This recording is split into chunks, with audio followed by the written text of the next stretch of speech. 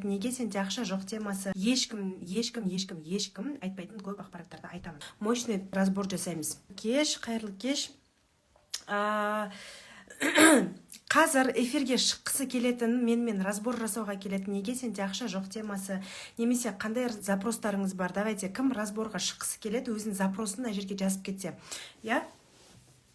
Қандай запрос, қандай проблема бар, вот соны жазып кетіңіздер, запростарыңызға қарай мен разбор жасаймын. Хорошо, давайте. Бизнес бойынша, мышление бойынша өте көп бүгін ақпараттар айтылатын болады. Прям супер ақпараттар. Білесіздер ғой, мен вода айтпаймын, мен как есть, прям крутой ақпараттар айтам. Ешкім айтпайтын көп ақпараттарды айтамын.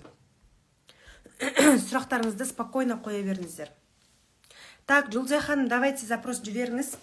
Қарыз темасы, ақша темасы, бизнес темасы, отношения темасы, ақшаны қабылдау темасы, мен прям фук еткізіп шашатын темам ғой. Давайте, Жұлдызай ханым, енді көрініп тұрмын ба? Жоқ. Хорошо. Жалғастыра берейік. Қазіргі таңда қанша қарызыңыз бар? Так, санайын. Примерно. Миллион. Қарыз құтылып, қайтадан қарызға кірген сайын жоғарыға кете бересіз. Я? Біріншіден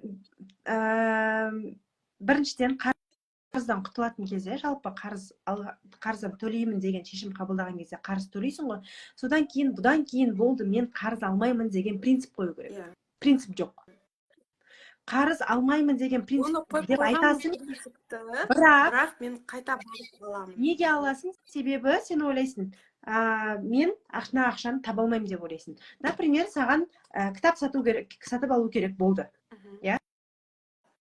Сөйтесің да, примерно бұл кітап там, не знаю, 300 мың теңге деп айтайықшы там. Негізі 5 мың теңге ма, 6 мың теңге ғой. Бірақ примерно айтайықшы, бір зат сатып алу керек болды, 300 мың теңге. Сен қарызыңнан жаңа ғана құтылдың, енді сен сатып алайын десең, 500 мың теңге қарызыңнан құтылдың, енді сен бір нәрсе алайын десең, 300 мың теңге тұрады да, ол ше. Бірақ сен ананы ойлайсың, мен мынаны қарызға алмасам, рассрочкаға алмасам, болды, мен алмасам, мен вообще ала алмаймын деп ойлайсың. Я? Ошибка қай жерден кетеді? Ошибка осы жерден басталады. Қателік. Яғни, саған ол нәрсе керек болса, қарыз алу деген вариант бар да? Тура соның қасында заработать эти деньги деген вариант бар. Бірақ заработать эти деньги деген прям бүгін, прям ертең керек жаңағыдай таппай қалу мүмкін. Ол ақшаны бізге ана ойлаймыз, мынаны срочно алу керек, алмасам өлім деп ойлайсың да. Бүгін последний күн рассрочка, давайте скидкамен бір нәрсе деген кезде сенде триггерить етеді да, мынаны алып қоясың. Примерно, любой там. И на самом деле ол саған керек болса, ты бы заработала бы эти деньги.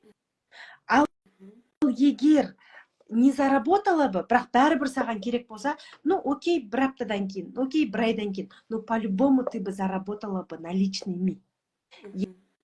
Енді бұл жерде екінші нәрсе шығады. Неге соны в принципе білесің? Біріншіден басыңда қатырғың келмейді заработать етуге. Неге басыңда қатырғың келмейді? Қарыз ала салу оңай вариантсыз дейміз да. Бірақ ертең соңында оның қанша энергия слив вариант екен есептемейміз, басымыз қатырғымыз келмейді. Осыған дейін жасап үйреніп қалғанымыз, на автомате жасап кете береміз. Одан кейін бұл жерде жұмыс істеп жатырмын, шатыр бар. Одан кейін бұл жерде мынаны ала қояйын десең, мынандай нәрсе шығады да. Непозволение. Сен сенбейсің, соны можно заработать екеніне. Не позволяешь себе. И саған қарызға алып, артыңнан зажигалка, пинок дейді ғой, зажигалкамен ана тіреліп бір жерінен тірелген кезде жұмыс жасайтыныңды білесің. Ал просто так өзіңе жұмыс жасауға сен ойланбайсың, да? Еще у кого есть долги, у кого есть такие проблемы, маған кері байланыс беріп отырыңыздар. Мен стенаға сөйлеп отқандай болмайын. Давайте 14 адам отырсыздар ғой. Кері байланыс беріп отырыңыздар. Яғни кімде бар, кімде проблема бар? Яғни біріншіден, екіншіден не үшін адам қарыздан құтылғаннан кейін ақша таппай жүре береді да? Ақша таппай жүре береді и қайтадан қарызға кіреді. Ақша табуым үшін мен қайтадан қарызға кіруім керек деп ойлайды да. Есть вторая выгода, значит. Неге? Себебі сен ойлайсың, мен бұл жерде мынандай ғой, біз бетеміз. Давайте былай. Біз бір проблема болса, бұның решениесін бірақ нәрседен іздейміз да. Бұның причинасы не екен, не үшін қалай құтылады екен дейсің да. Бірақ нәрсе, неважно, сен бизнесіңде проблема, қарызбен проблема, күйеуіңмен отношениямен проблема, енеңмен проблема, бала-шағаңмен проблема, неважно қандай проблема, табысты өсіруде проблема, я. Біз бетеміз. Бірақ причинаны іздейміз. Идеальный бір нәрсені біліп алсам, мен сосын болды құтылам деп ойлаймыз да. Осы проблеманы шешем деп ойлаймыз да. На самом деле факторлар әсер ететін өте көп қой. Понимаете? Өте көп. Біріншісі, қарыз алуға алмаймын деген принциптің жоқтығы. Екіншісі, позволениенің жоқтығы. Мен өзіңізге просто так ақша таба аламын деген ой жоқ, понятие жоқ. Үшіншіден, мақсаттың жоқтығы. Қарыздан құтылдың, сен қарызға ғана ала аламын, қарыз болмаса ала алмаймын деп ойлайсың. Яғни конкретно сен не істейсің ол ақшаны десе, сен білмейсің не істейтініңді. Мысалға, элементарно, давайте былай, қазір мат қылам бәріңізді. Былай да, 300 мың теңге, средний алайықшы, 300 мың теңге. Қанша тапқың келеді осындай. Давай осы аптада 300 мың теңге таптың дейік, например, 2 аптада дегенде, 300 мың теңге таптың дейік. Не істейсің ол ақшаны десең, көп қой, алатын нәрсе, массажға барам, бүйтем, курс алам дейді да. Енді өзін ойлашы деймін да. Енді қараңыз да, мына жерде ше. Сен 300 мың теңге табу үшін, мысалға, сіздің сфераңызда, инфобизнесда, элементарно менің сферамда, чтобы мне заработать 300 тысяч, мен күнде 15-20 стористан салып отырам, оның барлығын миымды қатырып, прогревать етіп отырам, рилстар салып отырам, қаншама кітаптар оқиым да, баяқта бала-шағамен алысып жүріп, баймен алысып жүріп, ата-енемен үйге тамақ істеп, үйді жинап жүріп, мысалға, қаншама разбор істейсің, чтобы эти деньги заработать, вебинар істейсің, тағысын тағы, сен бір апта бойы пахать етіп, и ты зарабатываешь 300 тысяч, например, да, бірнеше разборлар істейсің, бірнеше консультация сатасың, и сен пахать етесің, да, бір апта бойы, реально пахать, никак невозможно. Это не пахать. Еще сен саталу керексің, сату қабілетін арттыру үшін сен курстарға еще барасың, или кітаптар оқисың, курстар оқисың, да, и ты зарабатываешь эти 300 тысяч, да, 300 мың теңге.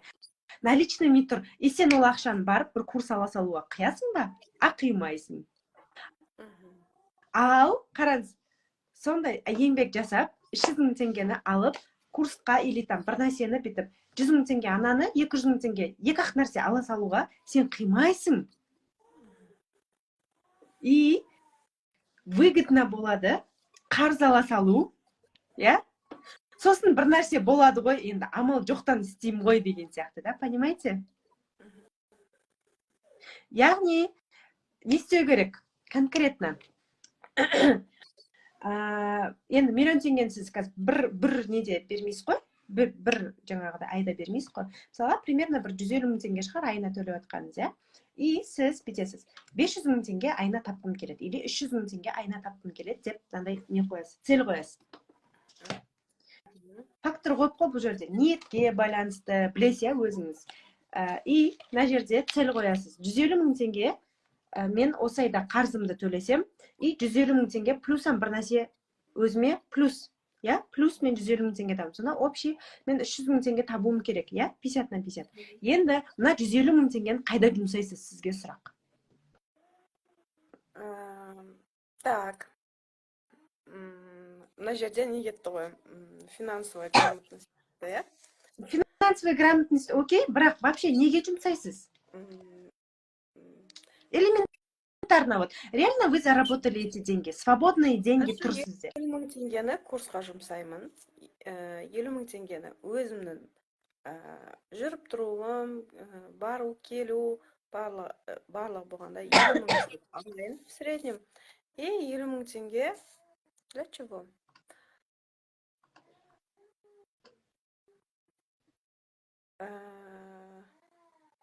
Подушка безопасности? Жаным, сіз қазір айтып жатырсыз бен, если сізде реально 150 000 теңге тура сөйтіп свободный тұрса, мен айтайын ба не істейтініңізді? Сіз ақшаны қимайсыз. Қимай жүре бересіз да, и бір күні жоқ болып кетеді ол ақша. Жадность когда появляется? Когда ты зарабатываешь деньги. Қимай қаласың. Уже сен 50 000 теңге курсқа наличными оплатить сен қимайсың. И сен жүріп тұрсыңа тоже қимайсың. Қимай! Ладно, там 5 теңге, 1000 теңге жарата тұрайын мақұл. Там жеп тұрып жүрген кезде 150 000 теңгең оңмен болады. И көзге көрінетін ештеңе алмайсың. Понимаете? Сол үшін не істеу керек? На 150 000 теңгені дробить ету керек, кәдімгідей дробить етесіз. Дробить деген не? Бөлшектеу, майдалайсыз. Сізге көзге көрінетіндей сіз ақша тауып, бір конкретно бір нәрсе алған көп жаңағыдай ақша табу деген бір кайф екенін сезіне алу керексіз да? Например, бөлесіз, кәдімгідей бөлесіз 150 000 теңгені так, көп нәрсеге не аласыз? Так, 2000 теңгеге блокнот алам, 1000 теңгесіне бір нәрсе алам, 5000 теңгесіне тағы бір нәрсе алам. Майда, элементарный, майда. Вот бір рет массажға барам, көрем, массажға барып көрем, тағы бір нәрсе істеп көрем. И все это должно быть для вас ради себя. Яғни майдалап тастайсыз мынаны. И көп нәрсе болып сіздің миыңызға ақша табу деген күшті екен ғой, мен ақша таба алады екен ғой, мен сезіне алу керексіз. Өзіңіз ақша тауып, сіз сену керексіз. Ақша табылатынына просто сенбейді адамдар. Миға рахат сыйлау керек қой, былай айтқан кезде. Себебі бізде былай да. Себебі бізде былай да. 500 000 теңге табатын адамдар и 1 000 000 теңгеге дейін табатын адамдар көзге көрінбейді дейді да, жаңағындай. Не жинаған жоқ, не 1 000 000 теңгеге дейін ол ақшаны просто көзге көрінбеу и просто так жаратып ол, это нормально. Это нормально. 5 000 000 теңгені сен 6 ай бойы тауып көргеннен кейін сен ойлансаң болады, так, машина алайын ба, квартира алайын ба деген нәрсені ше. Но для начала сен ана ақшаға үйрену керексің, ты должна уметь тратить тоже. Сен базовый потребностьтарың жабылмай, кішкентай кезіндегі жаңағы анан алам, майда шүйда, кинт көріп, жеп көріп, ішіп көріп деген нәрсені сен жаратып көрмей, барып көрмей, да, мысалға ше. Это у тебя не получится, понимаете? То есть 1 000 000 теңгеге үшін жаратып тастау это нормально. Ал бізде өзінің кінәлі сезім жүреді, да? И курс алу, мысалға 3 000 теңге, 5 000 теңгелік курстарды аласыз, не аласыз, жайлап көтересіз. Бағаны тоже, да? То есть жайлап. Нау көбейген кезде көтересіз. Тупо алып, қымбат курс ала салу, окей, да, окей. Бірақ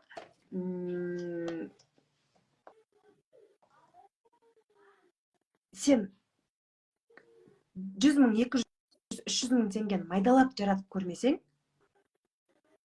и онан сен бір сезіне алмасаң, сен жаратып бір адамдар сенбейді да, мен ақша таба алам. Мен себебі былай да, жаңағы 500 000 теңге табады инфобизнестағылар в основном, я.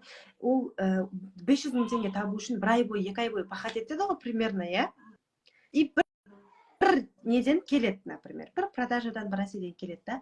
И ол ақшаны алады да, жаңағындай осыған дейінгі қарыздарына беріп тастайды, и бір күнде жоқ болады да ол ше.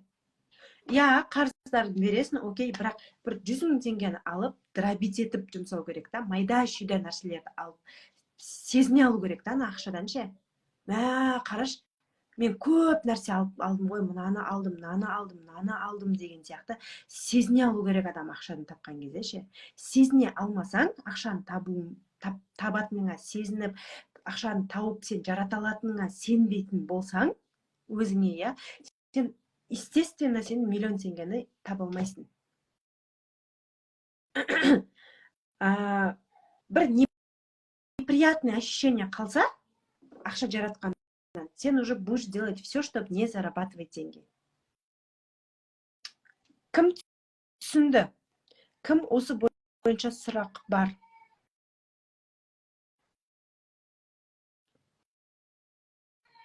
Менде қарыз дейді. И сен табыс таба алатыныңа сенбейтін болсаң, и табыс табудан бір кайф ала алмайтын болсаң, сен қарызға кіргенің кірген. Қарызға кіргенің кірген. Сен ұстамай жатыр дейді. Окей, түсіндіңіз ғой, Жұлдызай ханым? Сізге задача майдалап жаңағыдай ақшаны жұмсап, бір кайфын сезіне алу. Барып қымбат нәрсе ала салу емес та.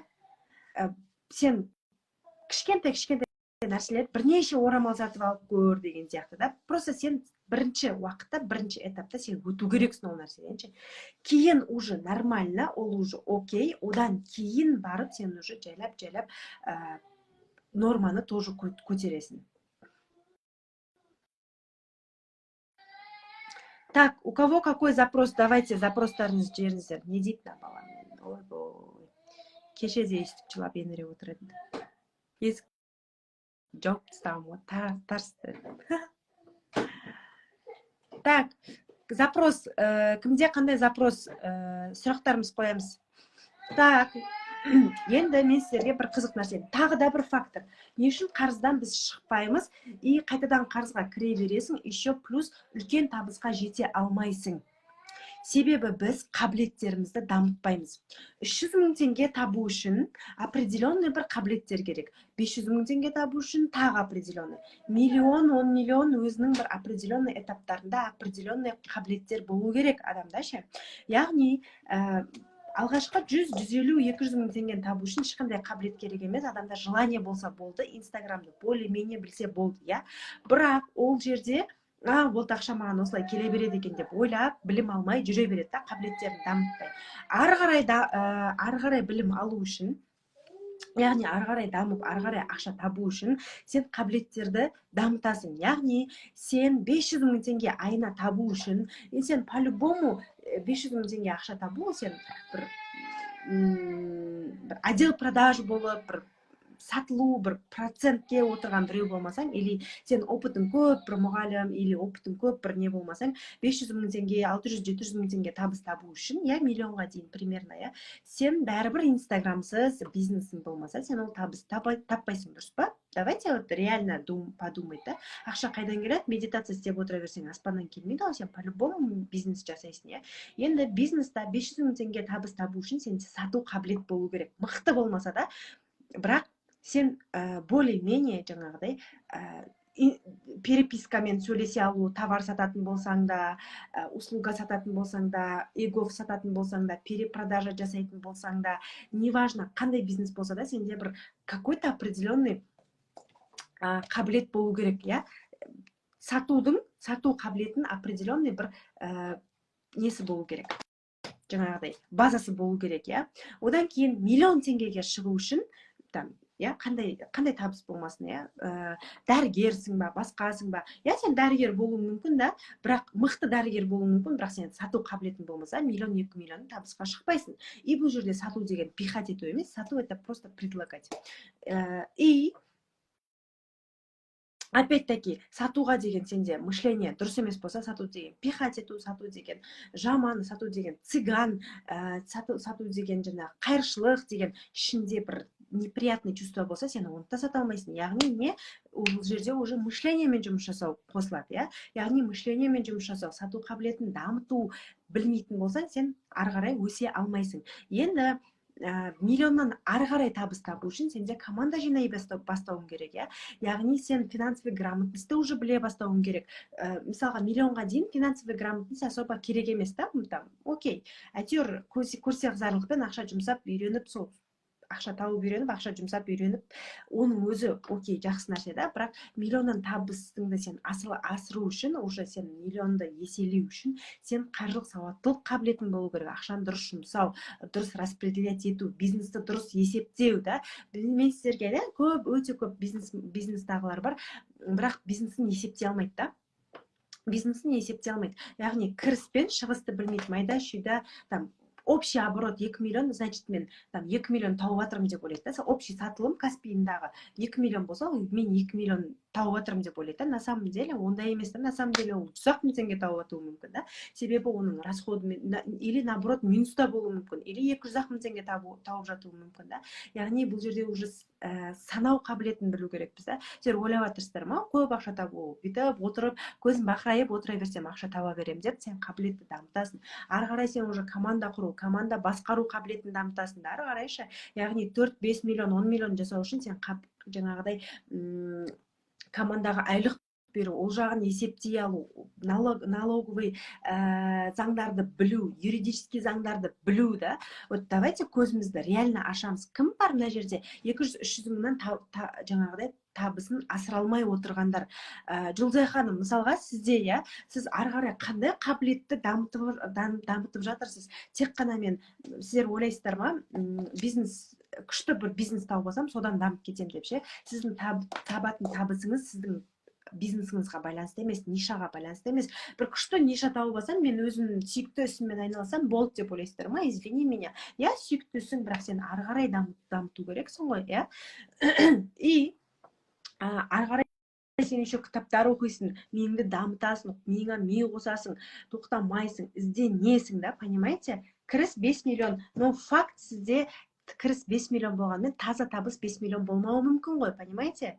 Ол жерде менде өте көп бизнесмендермен жұмыс жасаймын да, өте көп бизнесте жүрген адамдармен жұмыс жасаймын. Продажа, жалпы кіріс 5 миллион, 10 миллион, 20 миллион да, бірақ таза табыс, мен мынандай адамдарды көргем да, продажа айына оборот 20 миллион, 25 миллион да, бірақ таза табыс 600-700 мың теңге. Понимаете? 600-700 мың теңге. Это 20 миллион оборотқа ол 600-700 мың теңге, ол вообще, ол батаво мынандай болу керек қой, ондай болу үшін ше, понимаете? Бірақ мен сіздерге де 90% бизнестағылар тура солай өмір сүріп жатыр қазір. Ойлайды, мен бизнесім бар деп ше. Сен бизнесің бар, окей, бизнес ашу ол оп-оңай. Бизнес ашу не оңай, ол бизнес ашу оңай. Не істейсің, бизнес ашасың, заттарды аласың, бір жерден қарыз аласың, зат аласың, или там инстаграмды ашасың, әдемілеп визуал істейсің, или там психосоматиканы оқып аласың, или там не істейсің жаңағыдай, не оқып аласың, икигай распаковканы оқып аласың, или там товар сататын болсаң, товарыңды толтырып алып аласың, 1 миллион теңге Каспийден кредит алып да, и инстаграмыңды әдемілеп фотосессия істеп қоясың, болды, бетіне қарап отырасың. И сен ойлайсың, сторис салсам, маған бәрі жаза береді, мені прям күтіп отыр, мен қашан сатады деп күтіп отыр деп ойлайсың да. Олай емес. Бірінші бизнес ашқан кезде, ең бірінші бизнес ашқан кезде, ты хочешь, не хочешь, бәрібір де бізде таныстарымыз бар, туысқандарымыз бар. Бірінші поддержка болады адамда.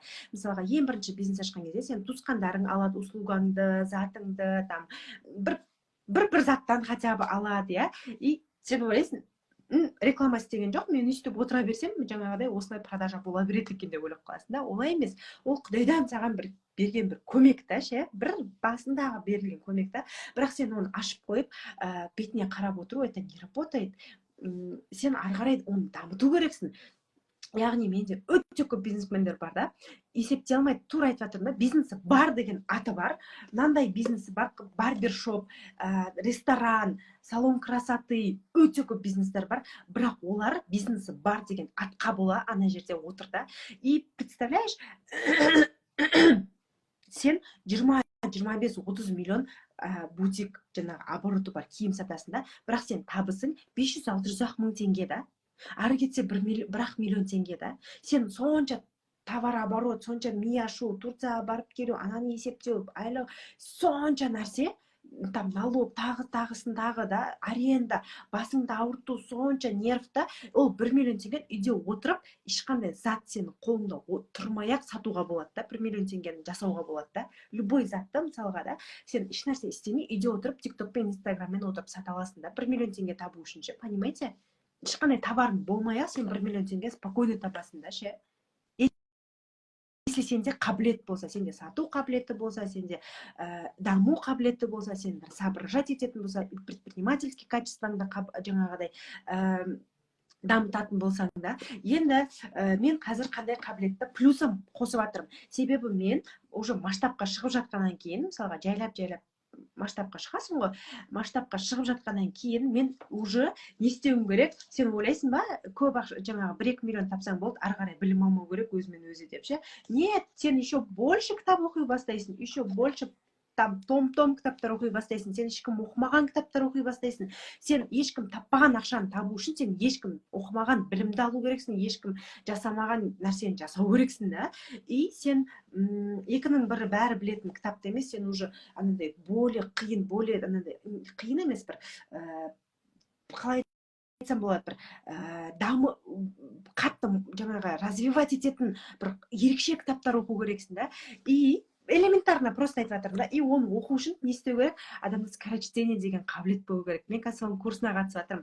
Представляете, негізі мен айтатын едім, любой адам бизнесті бастаған кезде ешқандай білім, ешқандай курс кітаптың жаңағы білімін баса алмайды да. Кітап оқу обязательно. И кітап ол бос уақытта оқитын нәрсе емес.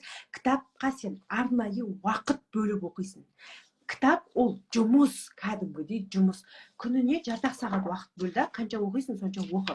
Енді мына жерде мен қалай не қылып жатырмын? Обычно мен күніне 120, то есть минутына 120-130, ары кетсе 150 сөз оқиды екенмін да. Қазір мен 330 сөз оқып жатырмын. То есть мынаны мен қазір қанша бет? 35 бетті мен қазір 10 минутта оқып бітірдім да.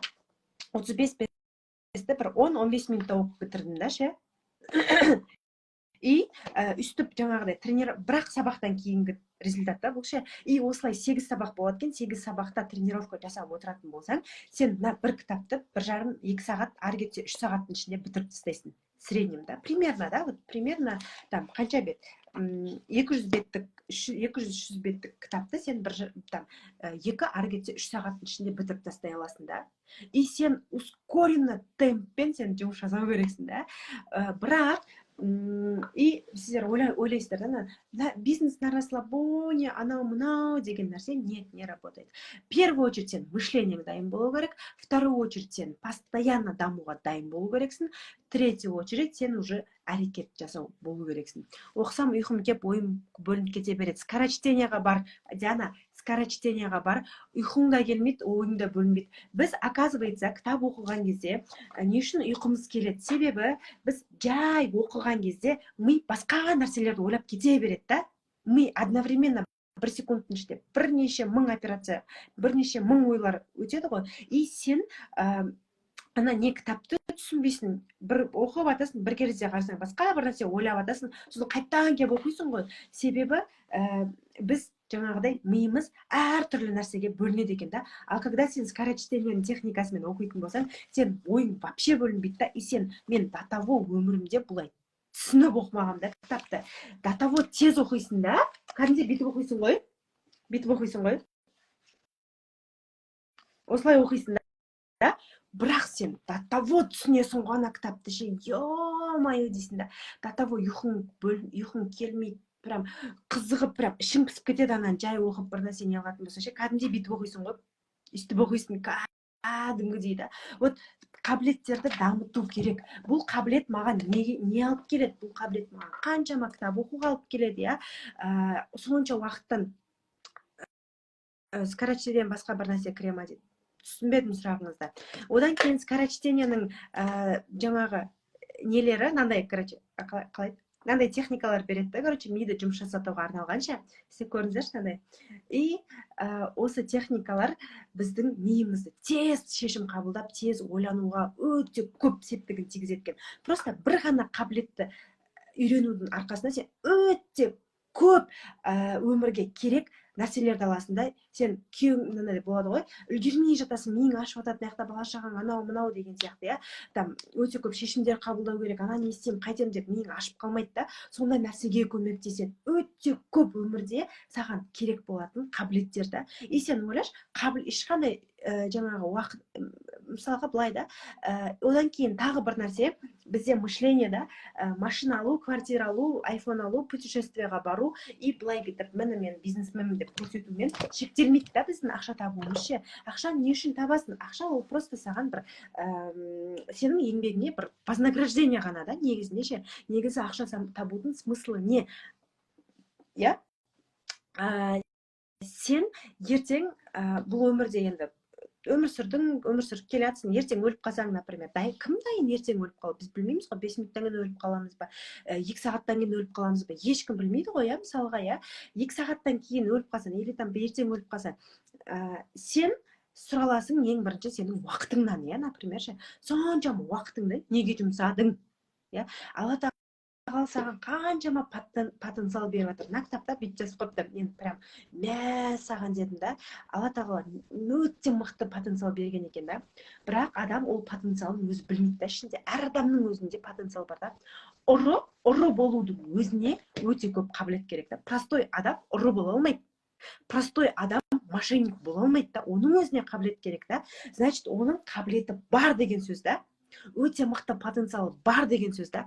Бірақ ол өзіне сенбегендіктен, өзінің ақша таба алатынына, өзі мына әлемге бір пайда бере алатынына сенбегендіктен, өзінің потенциалына сенбегендіктен, оны байқамағандықтан, ол потенциалын алады да, бессознательный түрде ұрлық жасауға жұмсайды. Яғни потенциалын не в то направление жұмсайды да, понимаете? Бірақ әр адамда потенциал бар. Бірақ сол потенциалды жұмсайын десе, потенциалды қолданайын десе, ол өзіне сенбейді. Себебі білім алмаған, ізденбеген, жаңағыдай кейбір нәрселерде тез сынып қалатын болады. Сондықтан кейбір моменттерде, өмірдің моменттерінде тез сынып қалатын болады. Сондықтан бір нәтижеге жету үшін, бір жаңағыдай неге бару үшін біздегі іштегі ниетіміздің дұрыс болуы. Просто ақша табумен шектеліп қалмайды да. Себебі сен әрбір уақытыңды жұмсаған кезде, сен неге жұмсадың, қандай пайда бердің, мына өмірде сен мынандай нәрселер бар екен да. Біз өліп қалғаннан кейін де біздің артымыздан барып тұратын сауаптар и күнәлар бар екен да. Ақыретке дейін біз қазір ешкім жұмаққа, ешкім тозаққа түскен жоқ қой, әлі жаңағы есік жабық, ақыреттен кейін жаңағыдай болады дейді, яғни біз ақыретке дейін барып тұратын сауапты амалдар болады екен да. Мысалға, мен кітап жазып жатырмын, кітап жаздым, Алла қаласа, осы айдың ішінде, осы айдың соңында, келесі айдың басында примерно уже жарыққа шығады. Бүгін баспаханалармен кішкене мен өзім де созып жүрдім, жалқауланымша. Яғни сол жарыққа шығады, и ол кітапты алып оқығандар, сіздер мысалға, қазір мына жерде қанша адам, 24 адам отырсыздар ма, 23 адам, сіздерге қазіргі менің беріп жатқан білімімді сіздер кейін бір ертең ұмытып кетулеріңіз мүмкін, бірақ сіздер миға біз ұмытып кетеміз, мына кітапта оқыған нәрсені біраз уақыттан кейін ұмытып кетесің да. Бірақ бәрібір сол кітаптағы білімді әйтеуір бір күні болмаса бір күні қолданасың, сол арқылы күйеуіңмен отношениен, әйеліңмен отношениен жөндейсің, ақша таба бастайсың, адамдарға пайдаңды бере бастайсың, и сол жерде сенің білімің да, сенің жаңағыдай жасаған жақсылығың, сенің просто берген нәрсең, ол сенің ақыретіне дейін барып тұрады екен да. Соның әрбір тапқан ақшасы, әрбір тапқан тиыннан саған сауап барып тұрады екен да. Представляете, насколько это, да? Одан кейін зияның тисе, опять-таки жаңағыдай күнәсі барып тұрады деген сияқты да. Сондықтан біз өміріміз машина алу, квартира алумен бітіп қалмайды да. Понимаете? Машина алумен, квартира алумен бітіп қалмайды, ақша табумен бітіп қалмайды да. Сен не істеп жатсың, қандай ниетің бар, не пайдалы бере аласың. Мысалға, зат сату, мысалға қараш, Монами деген бізде не бар?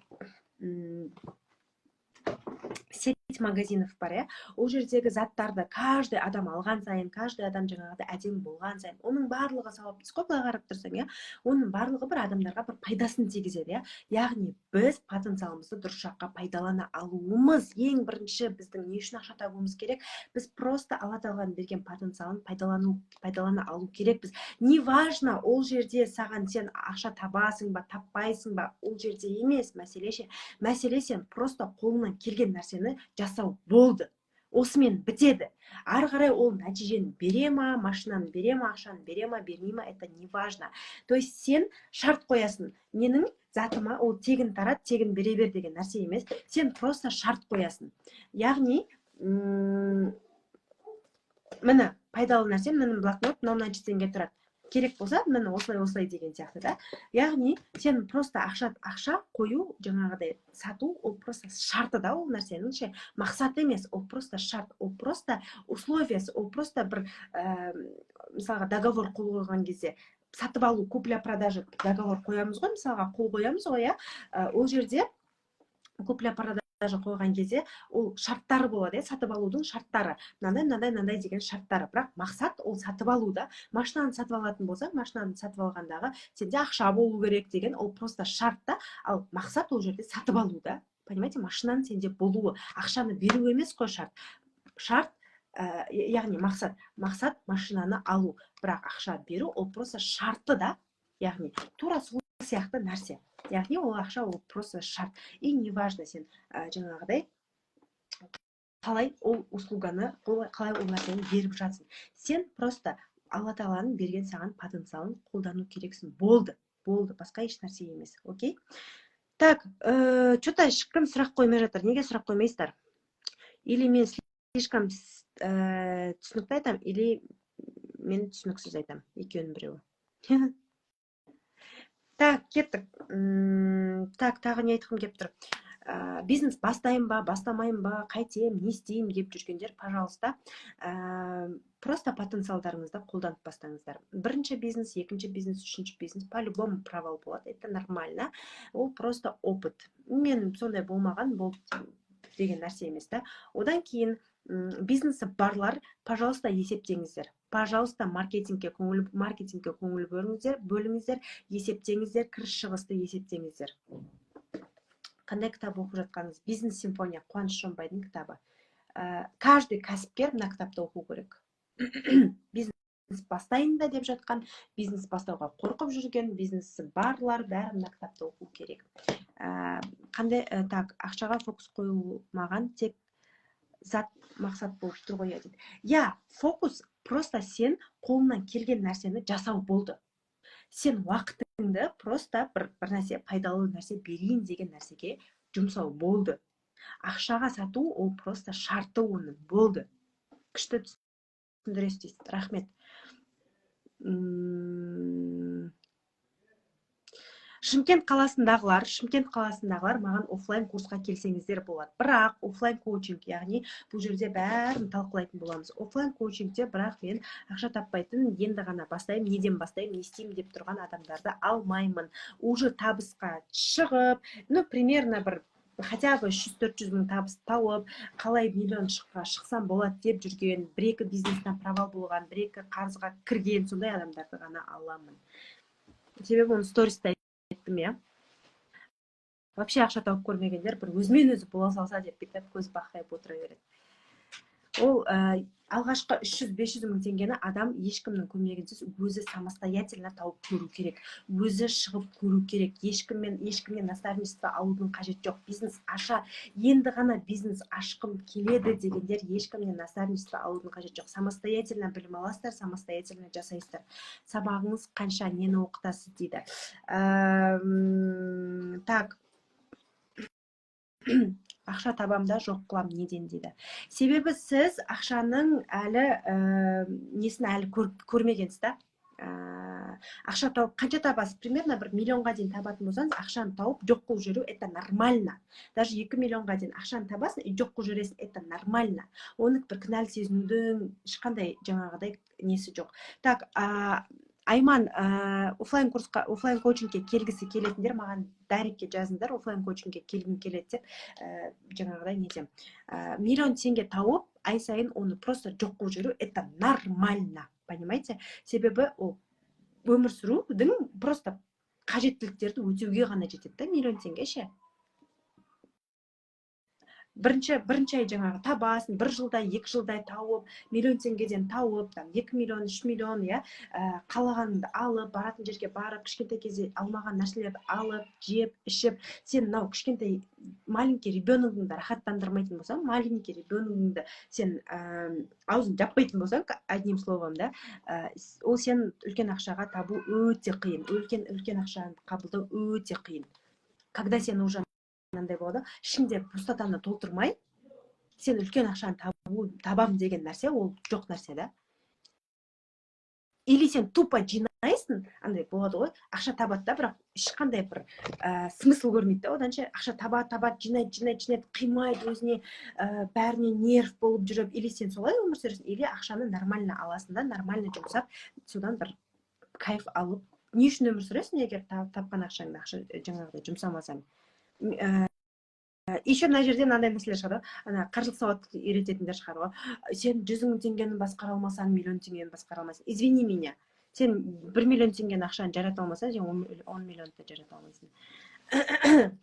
Бірінші сен ішіңдегі уже успокоишься, уже ақшаны жарататын, так, енді жинайын деп өзің бастайсың, бір момент болады. Пока сен ақшаны жаратып, ішіңдегі пустотаны толтырып, анау нәпсіңді қандырмайынша ше, нәпсі қанбайды ғой ешқашан енді, бірақ бір какой-то определенный момент внутренний ребенок успокоить етпейінше сен ешқашан ақша жасайын, бір инвестиция туралы ойлайын деген нәрсе болмайды. Бәрібір сен ана болады, кімде болады депозитке салады да, сол депозиттегісін алып қоя береді жаратып тастап ше. Ну это просто сен ішіндегі нәпсіңді жаңағы внутренний ребеногыңды қандырмағансың просто болды. Как раз ютубта сабағыңызды көріп жатқан ғой дейді. Көре беріңіз ютубта да. Мысалға неге тегін бермейсіңдер дегендер, жандарым, мен рилстарым, тиктокта түсінген адамға мынадан информация бар.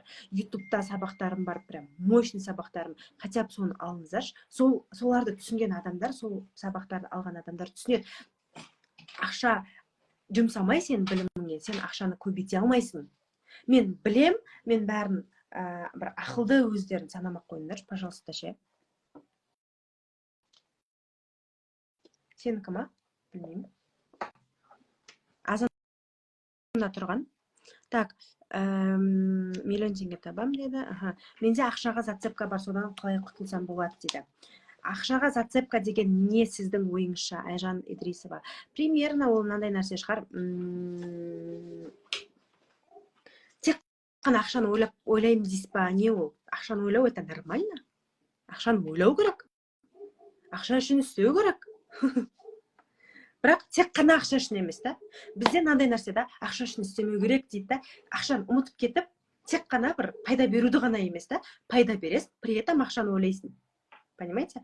Ақша үшін істейсің, бірақ пайда беруді бәрін ұмытып кетесің, ұятты жиыстырып тастайсың, жаңағыдай алдайсың деген нәрсе емес қой. Ақшаға зацепка когда сен ақша үшін біреуді алдайсың, ақша үшін біреудің клиентін ұятсыз болып алып кете саласың, репутацияңды ойламайсың, лишь бы ақша болса болды деген ондай емес қой. Я, бірақ ақшаны ойламау керек деген нәрсе, сен бәріне бүйтіп, мать Тереза болып, бәрін бүйтіп, жаңағыдай обеспечить етіп, өзіңе дым қалмайды деген нәрсе емес қой. То есть бізде башашау десе басылады ғой, тонкая граньды білмейді да, а десе б деп. Так что ақшаны ойлау и зацепка қою нормально. Өзінің бір уақыты болады, әр нәрсені өзінің.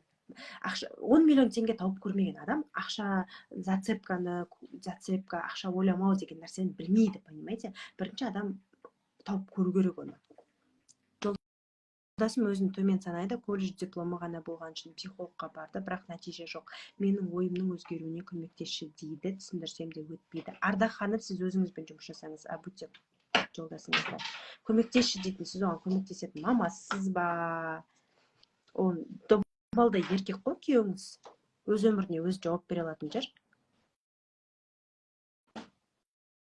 Онлайн ғой дейді. Жоқ, офлайн. Онлайн сабақ тоже бар. Құдай қаласа, вебинар запускать етем келесі аптада. Бизнес ашқым келеді, байым қарсы, неге түсінбей жүрмін. Байыңыздың қарсы емес, сіз просто ответственность алуға қорқып жүрсіз.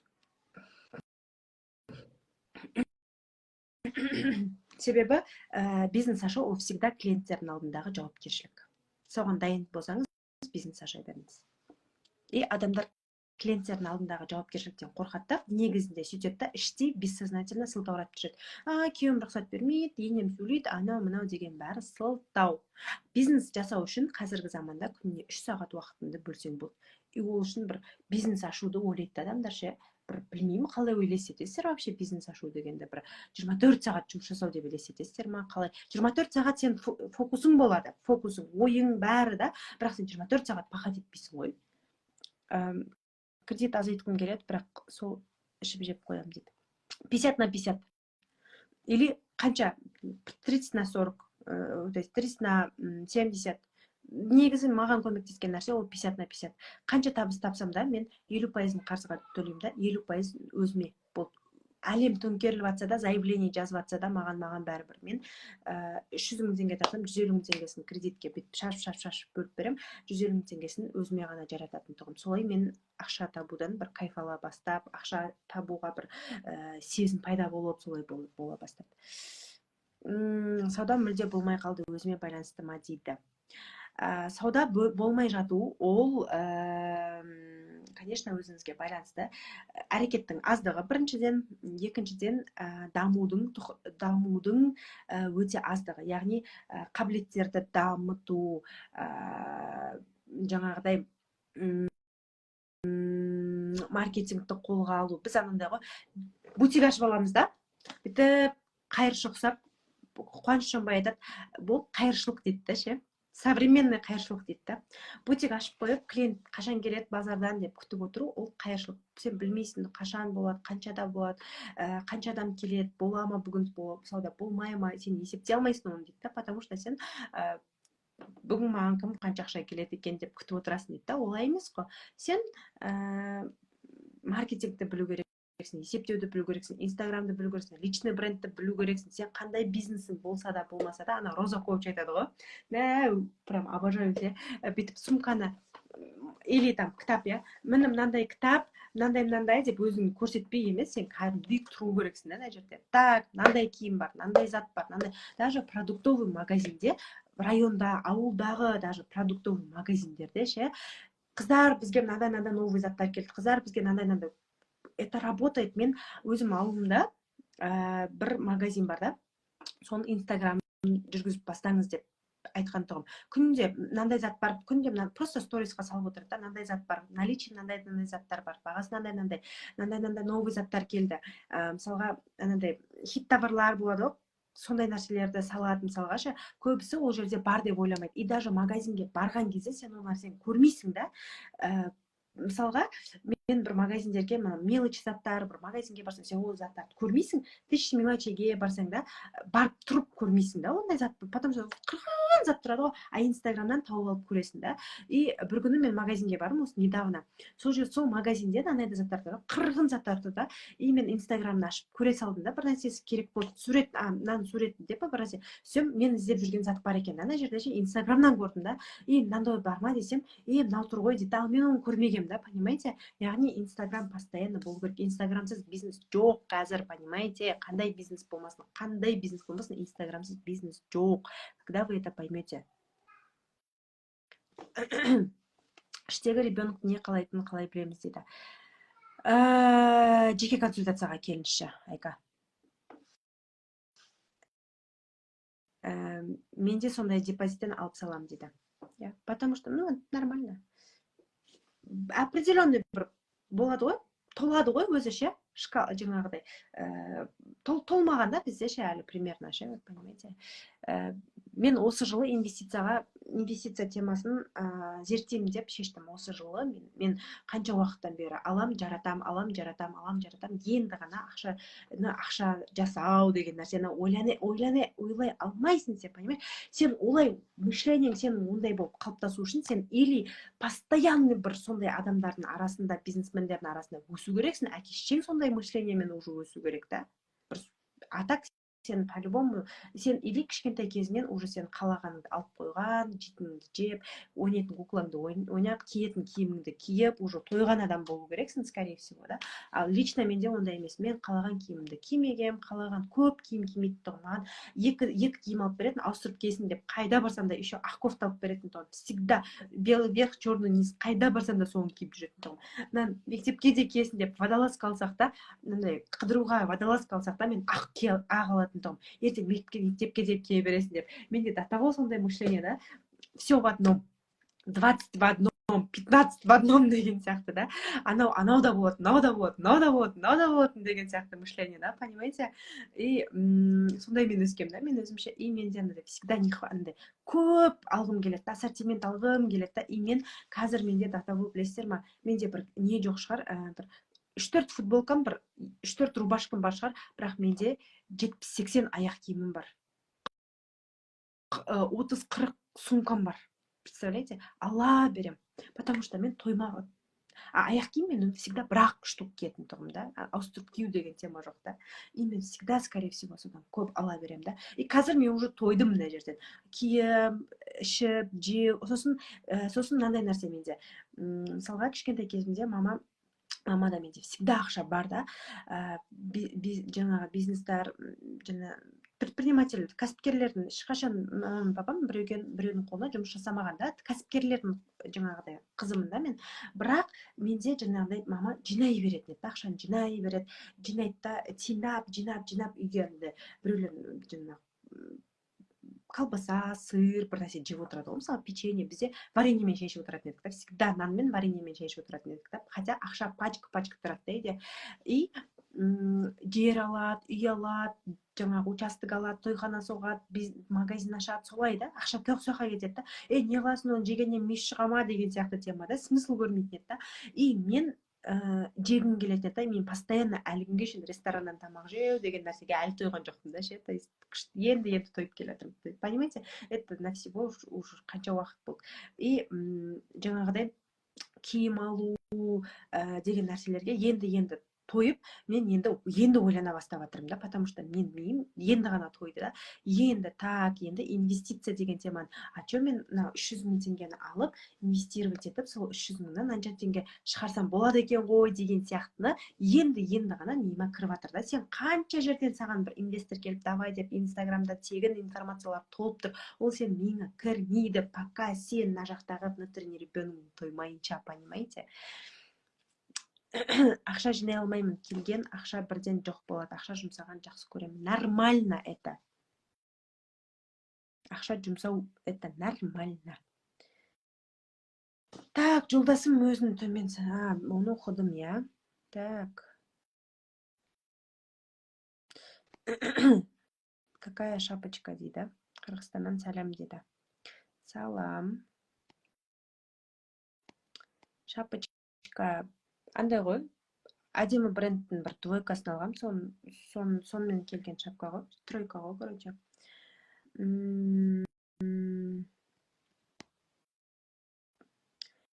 В общем, солай. Тағы қандай сұрақтарыңыз бар? Бізде уже 1 сағат болып жатыр. Күнде бүгін 3-ші күн, 30 күн бойы эфирге шығамын деп өзіме обещать еттім. Сіздер маған бүгін эфирден қандай инсайт алдыңыздар, қандай нәрсе алдыңыздар, обязательно белгілеңіздер, обязательно стористарыңызға осылай дәл осы стористі, Айданешка, ты супер дейді, рахмет Жанархан, вы кто дейді, обязательно кім қандай білім алды, кім қандай инсайт алды, өздеріңіздің бір кері байланыстарыңызды беріңіздер, міндетті түрде, хорошо? Мен сіздерге пайдалы болып жатқанымды сезінейінші, ё-моё, хорошо? Сторисқа белгілеп, мені стористарыңызға скриндап, мені белгілеп қойыңыздар. Обязательно. Так, жоспарды қалай құрамыз дейді. Қандай жоспар? Ақша табуға ма? Той жасауға ма жоспар? Неге жоспар? Мақсат қою ма? Жылға жоспар ма? Не ол? Энерготерапия туралы айтыңызшы дейді. Қандай энерготерапия айтып жатырсыз? Гонсин дейді. Гүлназ, привет, жаным, қалайсың? Күшті инсайттар алдық, бұл сізді бүгін тыңдап танып жатырмын дейді. 5 миллион кредитке кіріп кеттім, еще ол ақшаны біреуге беріп алданып қалдым. Бұдан не түсінуге болады дейді. 2024 жылға. Так, мына теманы айтайыншы. Қолыңнан қандай іс келетінін қалай білуге болады? Қолыңнан қандай іс келетінін істеп қана біле аласың. Представьте мынандай картинаны. Сен Кореяға бардың или бір новый мемлекетке бардың. Например, Дубайға бардың деп алайық, иә. И сен шведский столға жаңағыдай неге бардым, жаңағыдай завтракқа тұрдым, и сен алдыңда мынандай, короче, шведский стол тұр да, шведский стол тұр, и ана тамақты сен бүйтеміз, кім за границей болған, обычно бүйтеміз, барлық тамақ тұрады да, ана жерде топ тұрады да, сен жемеген ішпеген тамақтар ғой, в основном ше тәтті неше түрлі тәттілер, сладостьтар, неше түрлі сен жеп көрмеген фруктылар тұрады да, и сен ананың бәрін алып жейсің ғой, алып азыздан салып бәрінен саласың ғой, короче, и бәрін жеп көресің дәмінше. Ертесіне уже сен білесің примерно, мынаны жеуге болады, мынаны жемеуге болады, мынау ұнады, мынау ұнамады деген сияқты. Яғни сен түріне қарап ананың білмейсің да, саған ұнайтын ұнамайтын. Сен қалай білесің? Только оны жеп көріп қана білесің. Тура сол сияқты сен қандай қолыңнан іс келеді, қандай ниша сенікі, что твое, что не твое, оның барлығын ойыңа келген, көзіңе түскен, мысалға тамақты көзіңе примерно мына тәтті деген нәрселерді, точно ащы десең, ащы жемейтін адамдар, точно қандай тамақ болса да ащы болса жемейді ғой, примерно жей аламау, примерно бір тәтті болып тұрау деген тамақтарды жеп көресің. Тура сол сияқты бизнес жасаған кезде кез келген жаңағыдай қолымнан қандай ниша таңдауым керек деген кезде сен просто бәрін жасап көресің. Бірінші, екінші, үшінші, төртінші, бесінші, алтыншы бизнестар по-любому провал болады. 90% жағдайда. И это нормально. Провал деген ол опыт деген сөз. Сен мықты опыт алып тұрсың деген сөз. Бір бизнес жасадың, болмады, анау үйтті, бүйттің, извини меня, 5 миллион қаржыға көрдім. Это нормально. Так. То есть тек қана жасап көріп қана білесің. Жаңа жылға қалай жоспар қоясың дейді. Жоспар қою. Мысалы, былтырғы бір жыл, енді әртүрлі мақсаттар, цельдар көп қояды, бірақ основной бір нәрсені алам да мен бір жылға. Біздегі ошибка не? Біз бірден бәрін жасай салғымыз келеді да, олай болмайды. Мен былтырғы жылымды кітап жазуға арнадым. Кітап жазуға арнадым, оны уже навык қылып қалыптастырдым. Бір жыл бойы кітабын уже маған нормально болып қалды. Мен екінші кітабын бастап жатырмын қазір.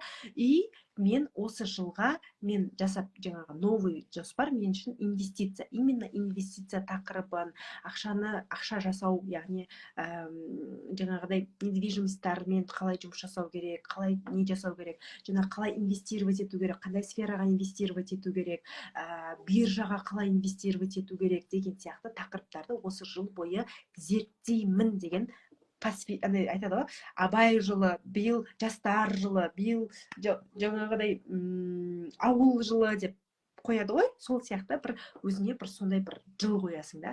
Осы жылы, алдыңғы жылы, мысалы 2023 мен кітап жазу жылы деп қойсам, осы 2024 мен инвестиция ағыны зерттеу жылы деп қойып жатырмын да.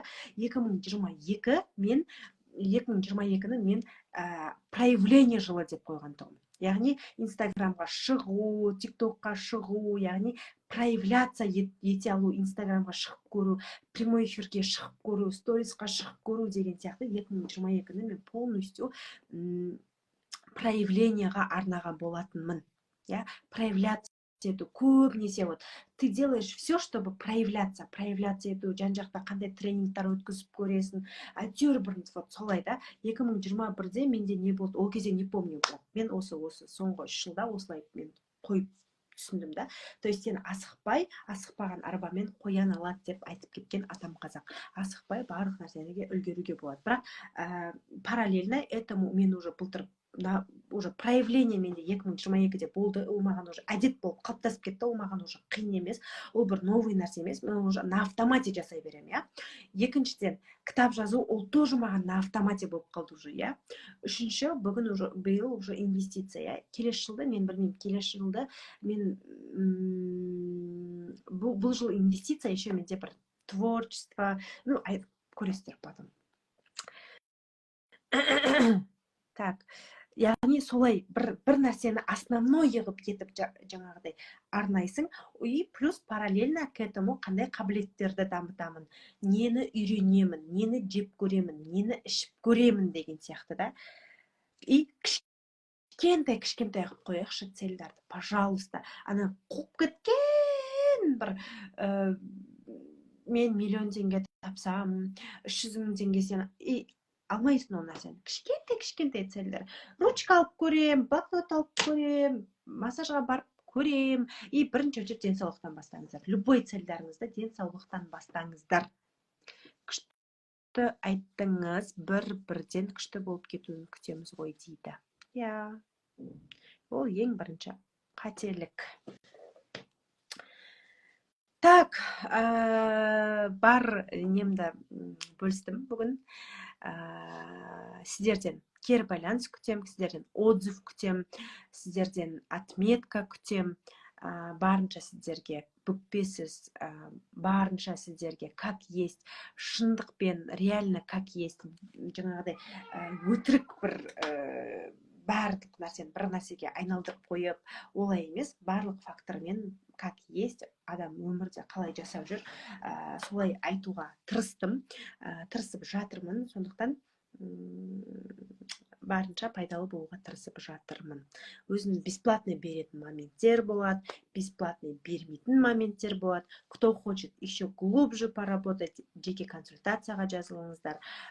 Кто хочет офлайн со мной поработать, офлайн коучингке жазылыңыздар. 23 январь күні 6 поток басталады бізде офлайн коучингтің. Соған жазылсаңыздар болады. 8 сабақ болады офлайн коучингте. Аптасына 2 рет, 2 сағаттан жаңағыдай проработка жасаймыз. Постоянно проработка жасап отырамыз. Все, күшті түсіндіресің, рахмет дейді. Сіздерге рахмет, уақыттарыңызды бөліп, мені тыңдап, маған кері байланыс беріп отырғандарыңыз үшін рахмет. Ендеше қайырлы түн. Жеке консультацияға жазылыңыздар, рекомендую дейді. Салт атында жеке консультацияға жазылу, жеке жұмыс жасап жүрген қыздың рекомендациясы. Реально, это того стоит. Қайырлы түн ендеше. Всех люблю. Эфир сохранить етіп қоям. Қайтадан көрсеңіздер болады, түсінбей қалған жерлеріңізді.